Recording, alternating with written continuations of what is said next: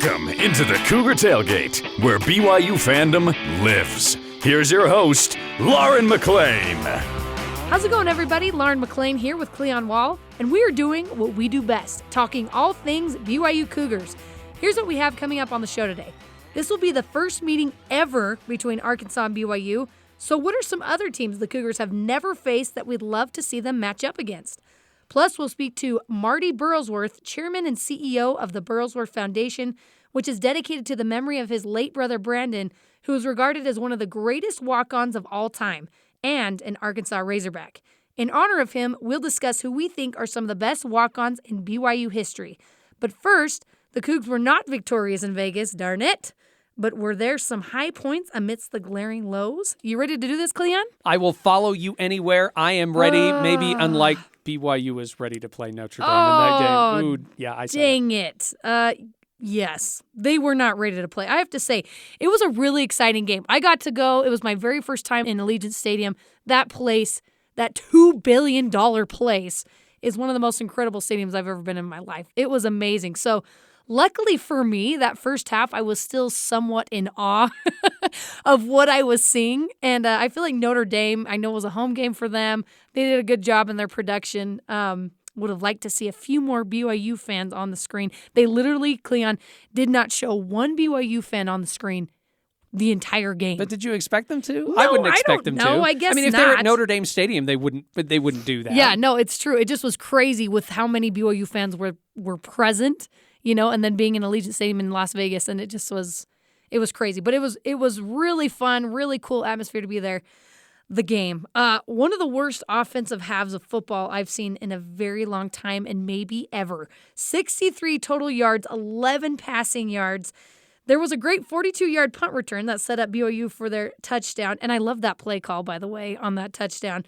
But then sure enough, Cleon, BYU misses the extra point. It was just, it was a really neat the one penalty BYU had all day, and it was delay of game, and you're like, no big deal. He's still going to make it. You're just moving 5 yards back. No, I didn't think he was going to make it. You did? All the BYU fans around us, we were all like, oh, man, what's going to happen? Oh, really? I'm like, no one was even surprised when they missed. Oh, that's so interesting. I thought, 5 yards. It's not a big deal. I mean, if it was like going from like a 45 to a 45 to a 50-yard field goal or something like that, then you're like, I mean, it's an extra point. He should have made that, whether it was at the 2-yard line or at the 7-yard line. He should have made it. Cleon, under normal circumstances, I would completely agree with you, but how BYU's kicking game has gone the last 4 games, yeah, nothing's a given. And actually, the Notre Dame fan that was next to me leaned over and said, oh, I heard about your kickers. I was like, oh, that's bad.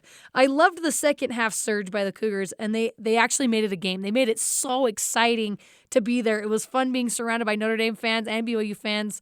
Everyone was respectful, at least around me. So that I loved that BYU made it a game. The offense finally showed up, and BYU was looking like they were maybe going to pull it off. I thought they really were, but then they came up short because of missed opportunities with play calls, dropped passes, lost 20-28 against the Fighting Irish.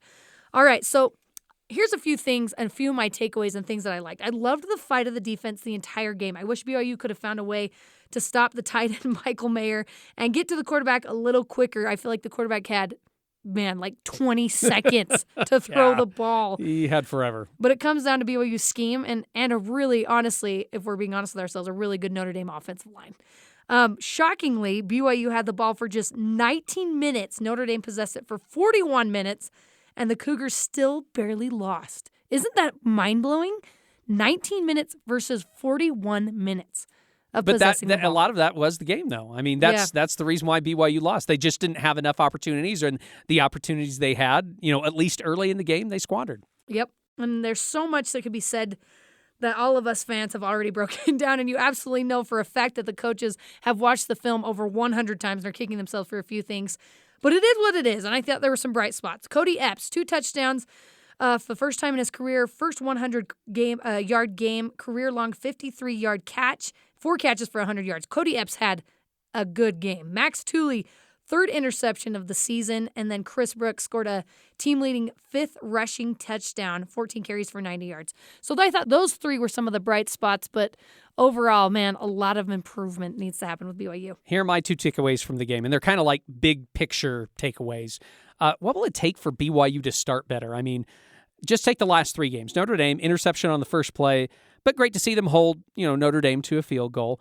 So still a slow start in that game. USU gave up a TD on the Aggies' first drive, which made the defense look silly. Offense scored a TD on 2 long passes, but then had 3 straight 3-and-outs. Wyoming, offense, 3-and-out, and then gave up a field goal. I want to know why this team struggles so much to start games. I mean, we see it in the second half. These guys go in, adjustments are made, and they come out, and they're on fire. Yeah, I mean, I guess you could say something about giving a touchdown to Notre Dame at the start of the second half, but in reality, the offense came out, they did their thing. Defense came out on their second drive, they did their thing. Offense came out again, they did their thing, and all of a sudden you're like, oh, hey, yeah, they're putting things together. They're actually looking like a good team out there. But there's something about the first half right now where it's like, well, let's try this. Well, maybe we ought to try this. They just don't seem to find their rhythm in the first half. And does it come down to the game plan that the coaches put together? Is it the wrong game plan, game in and game out? I don't know. The coaches will, you heard Kalani after the game. He takes the blame, and that's usually what good coaches do. They take the blame, but we've heard him take the blame a lot, and it's just like it feels like it's a trend to me right now. And that kind of goes to the defense, too. I agree with what you said. The defense, I know they gave up some points in that game against Notre Dame. And yeah, Notre Dame had the ball a long time, but the defense had some fight to it. But this defense feels so familiar right now. Here's what I mean. They get takeaways. They come up with big stops, but they also stay on the field way too long during games. They're getting worn out in these games. Sometimes it's their own fault. Sometimes it's the offense's fault. Sometimes it's because the best guys are getting hurt. Sometimes it's poor tackling. We saw that. Right. We saw that in the past game. There was some poor tackling. It feels a lot like last season. And kind of the season before. When Kalani arrived from Utah, I think the hope was that he would bring what we saw at Utah, which is a dominant defensive line and some good linebackers, and we just haven't seen that yet. And I know in college football, your team is going to get scored on. That's just what happens in college football. This is not the NFL, even though the NFL is trending to scoring a lot more points now too. But I was hoping I would see a better D, and I just don't feel like we found it yet. Yeah, I agree with you. And I don't know the solution. I'm not going to speculate either, but it would be nice to see some sort of change, maybe see Kalani take over a little bit more and bring a little bit of that Kyle Whittingham Utah defense to BYU. And that's not saying that the offense doesn't need work. I know they need work too. Those were just my 2 main takeaways. I agree with you. I like the fight in the defense, but it feels like you're like, I want a little more than fight. I love the takeaways, but I'd like to see the defense get off the field sooner than what they are right now. They don't have to be like this 3-and-out machine, but they've got to be able to get off the field a little bit sooner than they are. They gave up way too many on 3rd and long or either 3rd and short. They gave up way too many first downs in that game, and we saw it in some previous games before that. 3rd down would roll around, the team would just roll something out, and they'd pick up a first down, and it's just deflating for a team, both offense and defense. And you saw it at the very end of the game. They ran out of gas. Kalani said that as well. The defense just ran out of gas, and that's what happens when you're on the field for 41 minutes of the game. It's just incredible. Like you said, only 2 penalties the entire game. I think I read somewhere that there's never been a game like that since the 70s for BYU, where there's only been 2 penalties in the entire game. And again, BYU dropped out of the top 25, which is unfortunate. But I feel like, in my opinion, Cleon, if they win out for the rest of the season and they do it in a convincing fashion, I think they're going to be in that top 25. What do you think? I think if they beat Arkansas next week, depending on what happens above them, of course, but I think if they beat Arkansas next week, they could pop back into the top 25 again. And I agree with you. I think they need to stay in the top 25 the rest of the season. They have to win out. But I think you could see them back in the top 25 pretty soon. Whether it's next week, if they beat Arkansas, they could be back in next week because they're right there at the others receiving votes right now. They could pop back into the top 25 either this week or next week as long as they win the next couple of games. And I just in my heart feel like it needs to be in convincing fashion. I feel like they need to do it, it needs to be 2 scores plus in order for them to get back in. So we'll see what happens. BYU comes back to Provo for homecoming against the Arkansas Razorbacks, and they are facing off for the first time ever. This is first of a 2-game series, and BYU football has only played against SEC opponents 10 times in its history. The record is 4 wins, 6 losses, 3-3 in the independence era. Cleon, do you wish BYU had more opportunities to play against SEC opponents on a frequent basis? Yeah, I'd love to see it. I mean, 2025 would be the soonest. They're going to play Utah and SUU in the non-conference schedule that year. They could schedule an SEC team. You're going to play Utah that year, so you may not want to do it, right. but that'd be the soonest they could actually schedule an SEC opponent is in 2025. But those SEC teams also have to have openings too. They are scheduled to play Ole Miss in 2028 and 2029, a few years down the road, but they are on the schedule. And who knows what's going to happen with contracts and scheduling, and now that BYU is going to be in the Big 12. But they're supposed to play. I'd love to see BYU play Alabama again. I mean, they've only played them once back in 1998, and it was actually a close game. I'd love to see if they could play teams like Kentucky, Florida, South Carolina, Auburn. I would even say I'd love to see them play like Texas or Oklahoma. I mean, it'd be nice if they got in the Big 12, had a good relationship with those two teams saying, hey, we know why you moved. We'd love to schedule you, once you're out of the conference. Maybe something happens there. The only other thing I could see is that maybe the Big 12 can come to an agreement with the SEC. Since great. Everyone hates the SEC right now for various reasons, for trying to become the behemoth mega football conference, maybe they can come up with a scheduling agreement and say, hey, why don't we do like, how they had the ACC Big Ten matchup in basketball. If they could come up with something like that, maybe with the SEC, then we'd see BYU play some more SEC teams. I think that'd be cool too. Which is a scary prospect, but I would actually love to see it. Let's talk about some of the teams BYU has never faced in its history that we want a chance at. One of them for me is Clemson. So Clemson, Auburn, and Florida are the three for me. I want BYU to get a chance against all the big dogs and powerhouses to see how they match up. Kind of like you mentioned, I would love a contract with the SEC. I feel like BYU is almost there, Cleon, but they're not quite there as one of the powerhouses. I mean, I think nationally they're not considered. I think they're respected, but obviously they're not considered an Alabama or a Clemson or a Georgia. But I feel like there are moments when I'm like, man, BYU can hang. They can be there. And then there are moments like we saw against Notre Dame last week, and you're like... Or against Oregon. Oregon, yes. Where then Oregon got killed by Georgia, and then you're like, woo, we're like the third tier, right? Exactly. And so it's hard to watch. But most likely, the only way BYU will face some of these teams will be in college football playoffs or in a New Year's Six Bowl. And I truly think it can be in BYU's future if they put in the right pieces. They just need to get their ducks in a row. So I would love to see BYU get a chance at one of these powerhouse teams, especially Clemson, since they're the most consistently good under Dabo Swinney. What do you think outside the SEC? So outside the SEC for me, I agree with you. Clemson, I have a lot of respect for that program because they won a national title in 1981, and they were always that team that you thought, well, they won in 81, they're going to win again sometime. Yeah. And they just never did. And then total respect for Dabo Swinney. He's made that into an elite program, and so I'd love to play Clemson.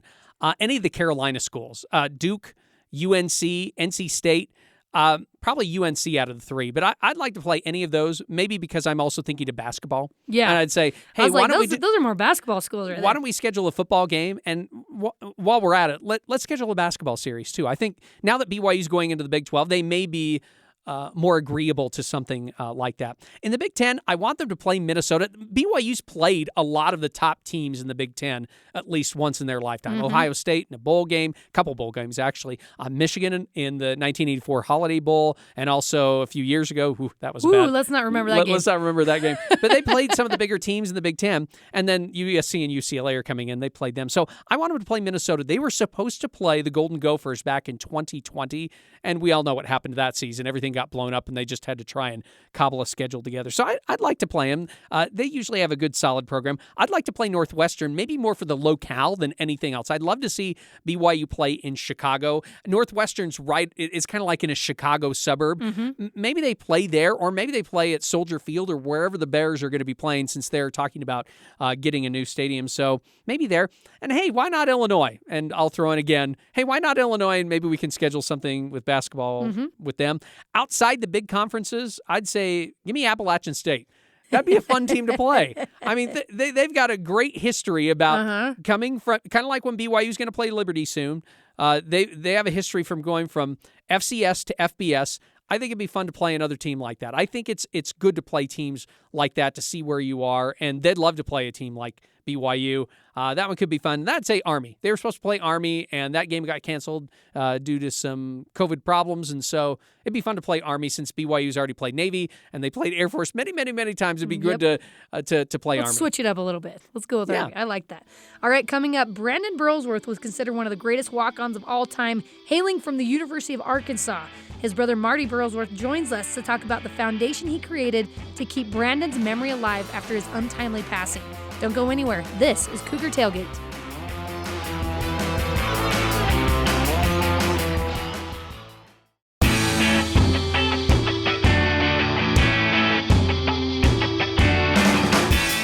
Welcome back to Cougar Tailgate. I'm Lauren McLean alongside Cleon Wall. The Burlsworth Trophy is an award that goes to the most outstanding college football player who began his career as a walk-on. And former Cougar wide receiver Dax Milne was a finalist for it not too long ago.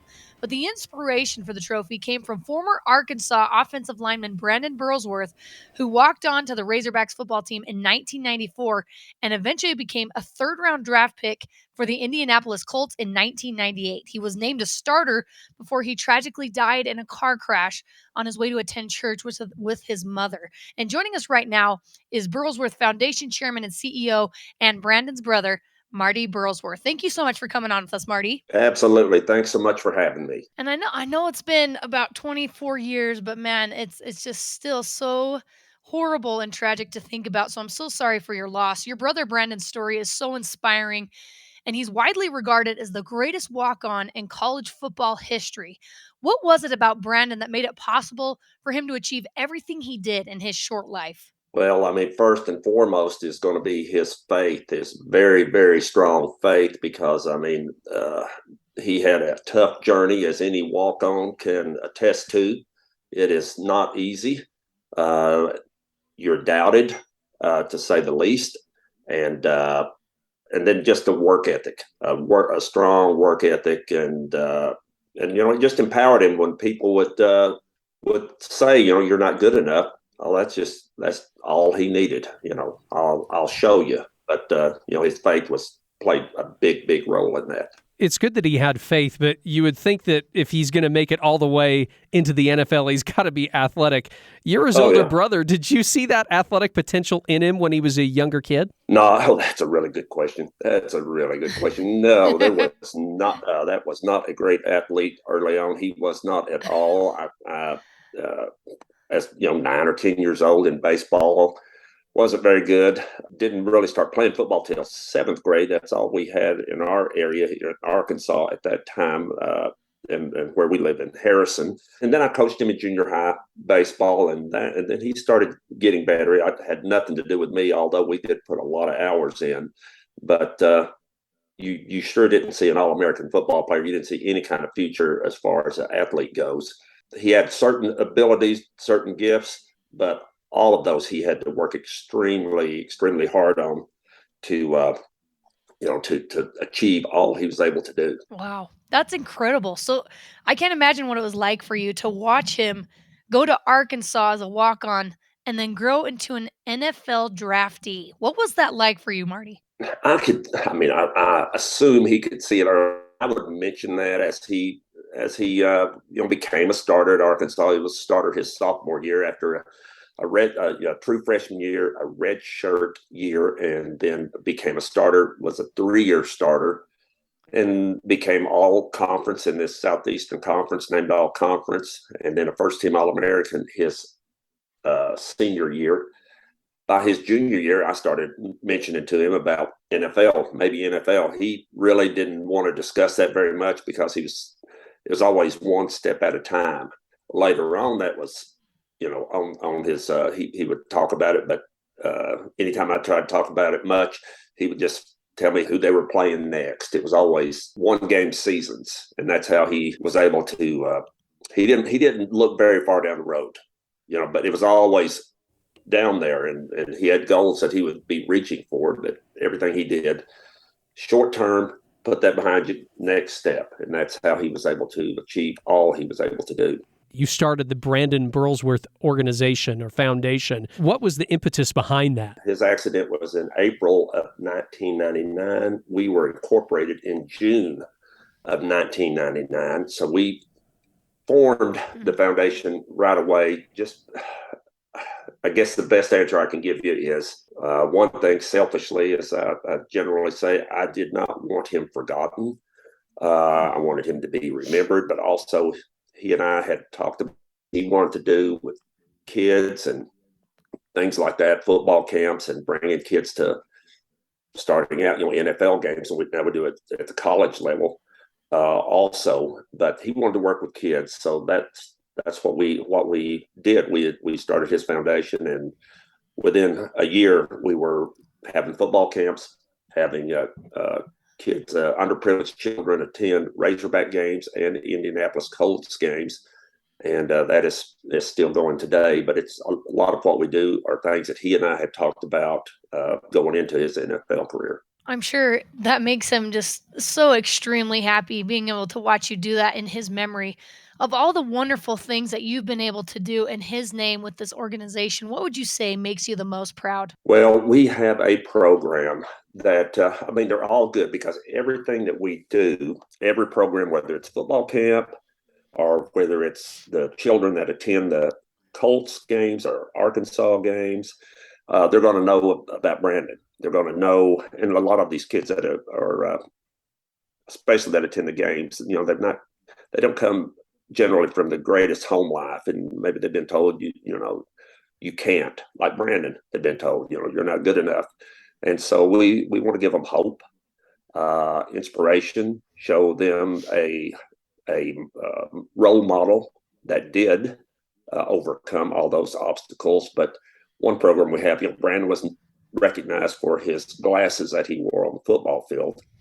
And so we have an eye care program for children around the state of Arkansas and in neighboring states that do not have vision insurance. Maybe parents are working 2 jobs or a single parent home, doing all they can to make ends meet.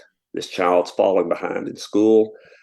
And to a young child, all they know is I'm not making good grades, and I'm not as smart as my classmates. So it's a self-esteem issue. It leads into other things, and all it takes is vision correction and some glasses, just like Brandon, to help them succeed and realize they are just as good as anybody else. And so that's one thing that we're extremely proud of, and that we're wanting to expand that into all 50 states. We want that to be nationwide because we think it's that important. I think it's really cool that you have the Burlsworth Award, that's rewarded to the player who started off as a walk-on in a college football program. Where do you find the nominees, and how do you determine who gets the award in the end? Yeah, that's another good question. Each school, each Division I school, every year, and this nominations are opening just later this month, really in a few days. Each school can nominate one player from their team that is either a walk-on, most are not at this point. They were a former walk-on, because just Dax Milne, for example, BYU player, former walk-on, proved himself. And each school's has the ability to nominate one player. We get them, from all over the country. And we have a selection committee, very distinguished selection committee that places their votes, and that's how we come out with our winner. I do not have a vote. I do not have any influence, and if I did, I would not use it, because we've not had an Arkansas winner until last year for the first time, and we've had Arkansas nominees, of course, every year, but it's about performance on the field, and but we've got a great committee that picks our finalist and then also selects the ultimate winner. And these are all stories just like Brandon, same stories. I love hearing about the struggles and what they overcame and the way they proved themselves, to be worthy and also to be a major contributor to their team. You mentioned that last year's Razorbacks linebacker Grant Morgan won the award. Did it feel good to have another Arkansas player receive that award? Oh, absolutely. Absolutely. And Grant was a finalist the year before. So, and he didn't win, and do you think we heard about that here in Arkansas? Yes. Yes, we did hear about it, but like I say, I'm not going to influence at all. And the votes are the way they are, and that's why our selection committee is not based out of Arkansas. Now, we do have some with Arkansas ties. We have some that live in Arkansas, but they're all over the country. And it was fantastic to have Grant be the winner. And I mean, that was in the 12th year of the award before a winner came. You know, we had a Razorback. So, and what a great guy. I mean, very deserving and has just everything that you would want, as all our players and finalists do. You know, that all these guys are so humble because, you know, they've had to work for everything they got. They had to prove themselves. They did it for free, had to work their way up. So you get a great humbleness and along with that great work ethic we see in every player. You mentioned at the beginning that you just like the idea of keeping Brandon's memory alive. When you watch the hard work that these walk-ons are putting in and you get to learn about each one of their stories, like you mentioned, do you feel a little piece of him with you? Oh, yeah. You know, big time, because it's basically the same thing. I mean, I lived it. I mean, I wasn't in the weight room with him, but Brandon and I would talk on the phone every night, and especially during season, and go over what practice was that day, and whether that was needed or not. No, not really. But with Brandon, that whatever habits he got into, he kept those up, and but we would I'd learned about who he would be facing that week, or early on whether or not he was getting any reps with the third team or the second team. But one thing that stands out to me after all those phone calls, and I really didn't think about this until years later, in the struggles and the trials and how tough it was. I never once heard him complain or say, this is too hard. I don't think I can do this. Never any complaints. It was just, this is what I got to do tomorrow. This is what we did today. And, just one step at a time. But I love hearing the stories every year because they're all so very similar to Brandon's. I'm here with Burlsworth Foundation Chairman and CEO Marty Burlsworth. Marty, thank you so much for coming on and sharing with us a little bit of Brandon's story. And we're so grateful for everything that you've carried on in his memory and the incredible lives that you've touched through doing this foundation. So thank you so much again for coming on with us. Absolutely, guys. Thanks so much for having me on. Cleon, BYU has a rich history of talented walk-ons who went very far in their careers. So let's talk about some of our favorite BYU football players who started their careers as walk-ons. Let's start with Tyler Algier. Hall settles, looks left, forced left, throws, intercepted while going down. He throws, and it may be a to-the-house pick six the other way. Being chased is Merlin Robertson, forced out. Ball fumbled, and the Cougars recover. The Cougs get the ball back. Tyler Algier. At their own 15-yard line, Tyler Algier trailing the play. Can you believe that? One of the greatest plays I have ever seen. We're talking about his career and how he ended his career. But, I mean, that's like to me, that's the defining play of his career. And it wasn't a rushing touchdown or anything like that, or a huge run. It was actually going and playing, stripping the ball, defense, and getting the ball back for BYU. He jumps on the guy's back, punches the ball out of his hands, and Jaron Hall, ironically enough, recovers the fumble. Tyler Algier, man, he just a special player. Preferred walk-on, worked night shifts at Walmart in Provo to help take financial burden off his mom. He switched to linebacker after his redshirt year, and then he was awarded a scholarship after his first year on the team. Then he switched to running back again, and then he was a 5th-round draft pick. If you've watched him, you just see how incredible he is. He's doing great things with the Atlanta Falcons, and love Tyler Algier. Miss him this year, if we're being honest. All right, another one for me is Dax Milne. Zach in shotgun. Pulls it away from Algier. Settles in a clean pocket. Now hit as he throws. Deep down the near side to Dax Milne. Makes the catch. He's going to go! 40, 30, 20, 10, and just like that, BYU on top. Dax Milne was a really special receiver, special player. He turned down a scholarship from Weber State to walk on at BYU, and his first career touchdown catch was in the 2018 famous Idaho Potato Bowl from Zach Wilson. He was the 7th-round draft pick last year and a finalist for the Burlsworth Trophy, Cleon. Yeah. All right, another one, and lest we forget, Dennis Pitta. This time a 4-man rush, and there's Pitta. Pitta bounced into the end zone. BYU back on top. Started as a walk-on, ended his career as a Super Bowl champion. He walked on as a wide receiver, switched to tight end, then he was given a scholarship after returning from his mission.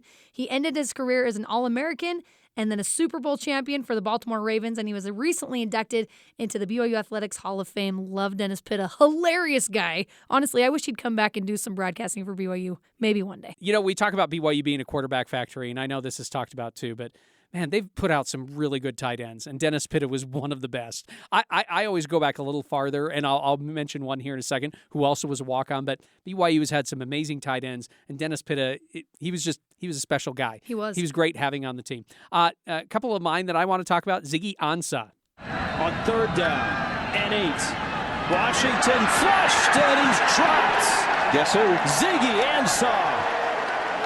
Thanks to the ACC network for that highlight. He tried out for the basketball team. He joined the church, by the way, in Africa. He tries out for the basketball team twice, doesn't make it, tries out for the track team. The track coach says, yeah, you really don't fit here. Let me take you over to the football office. He goes over to the football office. We've heard these stories before. He doesn't know how to put on his equipment because, of course, he's never played football before. He doesn't have a scholarship until his senior year, and then his senior year, he just breaks out, and the NFL just looks at him and says, oh, we can do something with this guy. He goes the number 5th overall NFL draft pick to the Detroit Lions. Yeah, what a great story that is. If there's ever a great story about a walk-on, a guy from Africa who comes in, learns how to play football, and ends up as the 5th pick of the NFL draft. So Ziggy Ansah. The guy I was mentioning, tight end, Chad Lewis, walk-on. This guy lives and breathes BYU. He grew up in Orem, loves BYU. He's now the associate AD, always positive. He and Atula Mealy had great careers at BYU. They played off of each other. Both tight ends, both had great careers at BYU. And then he went on to play in the NFL, went to the Super Bowl. Just a great guy. Love Chad Lewis. He can pump you up anytime you need it. Yeah, you just exactly. listen to the guy talk for 5 seconds, and you're like, I'm going to run through a brick wall. I can do it. He's such a good guy. Other notable walk-ons, Baylor Romney, backup quarterback for BYU, and he was very valuable to have on this team to just basically come in and take over whenever they needed him. And he was a calm presence, and he really just did his job. Mitch Juergens, who is on our broadcast for radio for BYU football, Ben Criddle, Andrew Rich, all those guys. Fun to see the walk-ons who come on and they have great success. One of my favorites is Nate Mickle. He was a slot receiver. He was a running back, I believe, at Snow College before he came to BYU. Yep. But he comes in and he's a slot receiver, and you looked at him and you're like, this guy's a football player. And he came in and had a nice career for BYU. Was a great punt returner. And now he's a professor at the University of Kansas. So there you go. So he's smart, too. Yeah. Such a good guy. All right. Thanks so much, everybody. That does it for us today. Thanks again to Marty Burlsworth for coming on the show with us. You can join the Cougar Tailgate wherever you get your podcasts, on Apple, TuneIn, Stitcher, Spotify, or on BYURadio.org. Cougar Tailgate is a production of BYU Radio.